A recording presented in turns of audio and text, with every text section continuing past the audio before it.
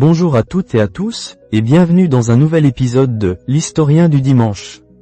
Je suis ravi de vous retrouver pour notre rendez-vous hebdomadaire, ce petit moment de détente et de découverte où l'on explore ensemble les merveilles de l'histoire. Aujourd'hui, je vous propose un voyage fascinant, un plongeon au cœur d'une civilisation qui a façonné notre monde bien plus qu'on ne l'imagine, la Rome antique. Oubliez un instant les gladiateurs, les empereurs et les conquêtes militaires. Aujourd'hui, notre champ de bataille, ce sont les chantiers. Nos héros, les ingénieurs et les architectes. Notre trésor, des édifices qui défient encore le temps. Préparez-vous à être émerveillés, car nous allons explorer l'architecture romaine et ses innovations prodigieuses. Imaginez, vous vous promenez sur le Forum romain. Autour de vous, des ruines majestueuses, des colonnes brisées, des arcs triomphaux qui se dressent fièrement sous le soleil. On sent le poids de l'histoire, la grandeur passée. Mais derrière cette beauté brute, se cache une histoire d'ingéniosité, de pragmatisme et d'audace technique qui a permis à Rome de bâtir un empire, et de le graver dans la pierre, pour l'éternité. Les Romains n'ont pas inventé l'architecture. Ils ont hérité des Étrusques l'arc et la voûte, et des Grecs, l'élégance des colonnades et la symétrie des temples. Mais là où les Romains ont excellé, c'est dans leur capacité à astérisque assimiler, à astérisque adapter astérisque et surtout à astérisque innover astérisque pour résoudre des problèmes concrets et bâtir à une échelle jamais vue. Pour eux, l'architecture n'était pas seulement une question d'esthétique. C'était un outil au service du pouvoir, de l'administration et du bien-être public. Alors, quelle est la clé de voûte, si j'ose dire, de cette révolution architecturale ? Quel est l'ingrédient secret qui a permis aux Romains de construire des ponts gigantesques, des aqueducs vertigineux et des dômes défiant la gravité ? Mes chers amis, la réponse tient en un mot.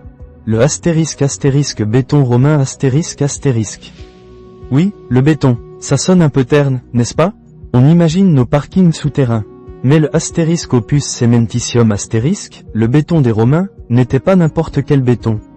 C'était une véritable révolution technique, l'équivalent antique du plastique ou de l'acier pour nous.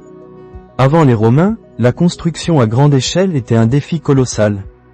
On utilisait la pierre, le marbre, le bois, et tout cela demandait des carrières lointaines, des transports complexes, des tailleurs de pierre habiles et un temps fou. Construire un grand édifice était un projet de génération. Le béton romain a tout changé. Sa recette était relativement simple, mais diablement efficace. De la chaux, du sable et surtout, un ingrédient magique. La astérisque puzzolane astérisque. C'est une cendre volcanique, abondante en Italie, et en particulier autour de Puzzole, près de Naples, d'où son nom. La puzzolane, mélangée à la chaux et à l'eau, conférait au mortier une propriété extraordinaire. Non seulement il durcissait rapidement, mais il devenait incroyablement résistant, même sous l'eau. Imaginez la puissance d'un matériau qui peut prendre sous la mer. Ça a ouvert des horizons immenses pour les constructions portuaires par exemple. En y ajoutant des agrégats, des cailloux, des fragments de tuiles, on obtenait un matériau composite, le béton, que l'on pouvait couler dans des coffrages. Et là, mes amis, c'est là que la magie opère. Ce béton romain était 1. Astérisque économique astérisque. Les matériaux étaient locaux et moins chers que la pierre de taille. 2. Astérisque rapide astérisque. On pouvait couler de grandes masses sans la minutie de la taille. 3. Astérisque modulable astérisque. On pouvait lui donner n'importe quelle forme, le couler en courbe, en dôme, en voûte complexe. 4. Astérisque résistant astérisque. Incroyablement durable, bien plus que les structures en pierre maçonnée. Regardez les aqueducs, ils sont encore là. 5. Et surtout, il a libéré les architectes. Ils n'étaient plus contraints par les limites structurelles de la pierre. Ils pouvaient rêver en grand, et leurs rêves prenaient forme. Grâce à ce béton, les Romains ont pu maîtriser et magnifier des formes architecturales qui existaient déjà, mais qu'ils ont poussées à leur paroxysme. Je pense bien sûr à elle, astérisque arc astérisque, à la astérisque voûte astérisque et au astérisque dôme astérisque. L'arc, vous savez, cette forme en demi-cercle si élégante, n'est pas qu'une beauté esthétique. C'est un principe structurel génial. Au lieu de subir les forces de compression comme un linteau droit qui risque de se briser en son milieu, l'arc répartit le poids sur ses montants, les piles. C'est une forme intrinsèquement stable et incroyablement résistante. Les Étrusques les utilisaient, mais les Romains, grâce au béton, ont pu les multiplier, les agrandir, et en faire la base de presque toute leur construction. Pensez aux ponts, aux portes de ville, aux aqueducs. Et si on prolongeait l'arc? Eh bien, on obtient la * voûte en berceau *, une sorte de tunnel. Et si on faisait croiser deux voûtes en berceau? On obtient la * voûte d'arête *, une forme encore plus complexe, qui permet d'ouvrir de grandes baies et d'éclairer l'intérieur. Ces voûtes, coulées en béton, pouvaient couvrir d'immenses espaces sans le support de colonnes intérieures, ce qui était une révolution pour les basiliques et les thermes. Mais l'apogée de cette maîtrise, le véritable chef-d'œuvre de l'architecture romaine, c'est le * dôme *. Et quand on parle de dôme romain, un nom s'impose immédiatement. Le * Panthéon de Rome *. Le Panthéon n'est pas qu'un bâtiment. C'est un poème en béton, une prouesse technique qui, encore aujourd'hui, défie l'entendement. Construit sous l'empereur Hadrien, au début du IIe siècle après Jésus-Christ, il s'agit d'un temple dédié à tous les dieux. Sa structure est simple en apparence, un grand cylindre surmonté d'un dôme colossal. Mais quel dôme? Avec un diamètre de plus de 43 mètres, c'est le plus grand dôme non armé en béton du monde. Et il est resté le plus grand dôme du monde pendant près de 1300 ans. Imaginez la prouesse. Comment l'ont-ils construit? Ils l'ont coulé en une seule fois, en couches successives, comme un gâteau géant. Et pour alléger le poids sans compromettre la solidité, les Romains ont eu une astuce géniale, ils ont varié la composition du béton. Au fur et à mesure qu'ils montaient, la densité du béton diminuait. À la base, un béton lourd avec de la pierre. Vers le sommet, un béton beaucoup plus léger, avec de la pouzzolane pure et de la pierre ponce, une roche volcanique très poreuse. C'est comme s'il avait inventé l'allègement structurel avant l'heure. Et bien sûr, il y a L, *** ce grand trou de près de 9 mètres de diamètre au sommet du dôme, seule source de lumière naturelle. Certains pensent que c'est une nécessité structurelle, un moyen d'alléger encore le dôme. D'autres y voient une connexion symbolique avec le ciel, les dieux. Quelle que soit la raison, le Panthéon, avec son immense dôme et sa lumière zénithale, reste un monument à l'ingéniosité romaine, un lieu où l'on se sent incroyablement petit et à la fois connecté à quelque chose de grand. Ces innovations techniques n'étaient pas destinées uniquement aux temples ou aux monuments de prestige. Elles ont permis aux Romains de construire des infrastructures essentielles qui ont soutenu leur empire. Pensez aux aqueducs ***. Rome avait besoin d'eau, beaucoup d'eau, pour ses fontaines, ses bains, ses habitants. Les Romains ont construit des réseaux complexes, des kilomètres de canaux, dont une grande partie était souterraine, mais dont les sections aériennes sont les plus spectaculaires. Pour traverser les vallées, ils ont érigé d'immenses ponts aqueducs, comme le pont du Gard en France, un chef-d'œuvre d'ingénierie et de régularité, où chaque arc s'emboîte parfaitement dans le suivant, suivant une pente quasi imperceptible pour que l'eau coule sur des dizaines de kilomètres. Là encore, l'arc et la voûte, combinés à la force du béton, étaient essentiels. Les routes romaines * sont un autre exemple éclatant. Plus de 400 000 km de routes sillonnaient l'Empire. Elles n'étaient pas de simples chemins de terre. C'étaient de véritables ouvrages d'art, avec plusieurs couches de matériaux, un drainage efficace, et souvent pavés de dalles.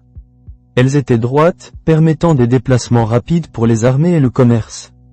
Les Romains ont compris que pour unir un empire, il fallait le connecter. Et leurs routes, dont certaines sont encore utilisées aujourd'hui, étaient les autoroutes de l'Antiquité. Mais les Romains n'ont pas seulement bâti pour la puissance et l'utilité, ils ont aussi construit pour le peuple, pour la vie quotidienne, pour le divertissement. Les thermes romains par exemple. Loin d'être de simples piscines, c'étaient de véritables complexes de loisirs, des centres sociaux gigantesques, accessibles à tous, riches ou pauvres. On y trouvait des bains chauds, le caldarium tiède, le tepidarium froid, le frigidarium mais aussi des gymnases, des bibliothèques, des salles de massage. L'ingénierie derrière ces termes était incroyable. Un système de chauffage par le sol, hypocaust où l'air chaud circulait sous les planchers et dans les murs, rendant ces immenses espaces confortables même en hiver. Là encore, le béton, avec sa capacité à créer de grandes voûtes et des structures étanches, était fondamental. Et bien sûr, comment ne pas parler du Colisée ***? L'amphithéâtre Flavien, avec sa capacité de plus de 50 000 spectateurs, est l'incarnation de la grandeur romaine. C'est une merveille d'organisation et d'ingénierie. Ces 4 étages, ces 80 entrées, astérisque vomitoria astérisque, qui permettaient d'évacuer la foule en quelques minutes, son système complexe de cage et de monte-charge pour les bêtes et les gladiateurs, ou encore son ingénieux système de vélum, une immense toile déployable pour protéger les spectateurs du soleil. Tout cela est un témoignage de la maîtrise romaine. Les murs de béton étaient revêtus de briques, puis de marbre, donnant cette impression de majesté éternelle. Même l'habitat urbain a connu des innovations. Les Romains, avec l'expansion de leur ville, ont dû faire face à la densité. Ils ont donc inventé les astérisques insulés astérisques, des immeubles d'habitation de plusieurs étages, parfois jusqu'à 6 ou 7. Construits en briques et en bois, avec un usage du béton pour les fondations et certaines structures porteuses, ces immeubles, bien que parfois précaires et sujets aux incendies, étaient une solution pratique au logement de masse.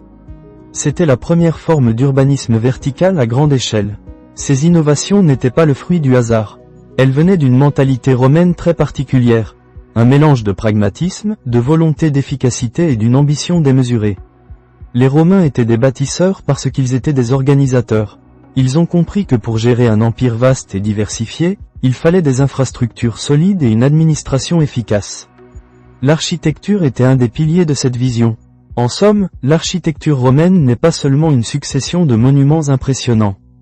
C'est l'histoire d'une civilisation qui a su s'approprier les techniques existantes, les améliorer de manière spectaculaire, et surtout, inventer de nouveaux matériaux pour repousser les limites du possible. Le béton romain a libéré la créativité, permettant la construction de dômes monumentaux, de vastes voûtes, et d'infrastructures qui ont transformé le quotidien des citoyens et unifié un empire. Leur héritage ne se limite pas à des ruines photogéniques. Il se retrouve dans nos techniques de construction modernes, dans l'idée même de l'ingénierie civile. Les architectes de la Renaissance, puis bien plus tard les ingénieurs du XIXe siècle, ont étudié et admiré ces réalisations, s'en inspirant pour leurs propres défis. Alors la prochaine fois que vous croiserez une ruine romaine, qu'il s'agisse d'un arc triomphal, d'un fragment d'aqueduc ou des vestiges d'un therme, prenez un instant. Admirez la beauté, bien sûr, mais pensez aussi à l'ingéniosité, à l'audace, à l'innovation qui se cache derrière chaque pierre, chaque morceau de béton. C'est l'histoire d'hommes qui, il y a 2000 ans, ont bâti pour l'éternité, et nous continuons d'en être les témoins émerveillés.